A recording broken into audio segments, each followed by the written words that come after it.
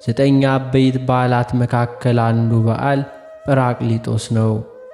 ይህም በዓል በሐዋርያት ሥራ ምዕራፍ 2 ላይ በተገለጸው መልኩ ጸጋ መንፈስ ቅዱስ ለ120 ቤተሰብ የወረደበትን ዕለት የምናስብበት ነውና።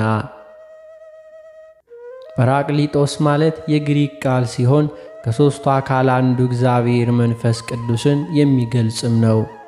ትርጉሙም መንጽሔ፣ የሚያጸና፣ የሚያነጻ፣ የሚያጽናና፣ የሚያረጋጋ ማለት ነው። በተጨማሪም ጰራቅሊጦስ ማለት ምስጢር ገላጭ፣ ይቅር ባይ፣ ደስታን የሚሰጥ ማለት ነው። ከቅዱሳን ሐዋርያት የሚበዙት ከጌታችን ከኢየሱስ ክርስቶስ ሞት በኋላ አይሁድን ፈርተው ይሸሹ ነበርና ከአይሁድ ፍርሃት ሙሉ በሙሉ መላቀቅ ያልቻሉት ደቀ መዛሙርቱ ጌታችን መድኃኒታችን ኢየሱስ ክርስቶስ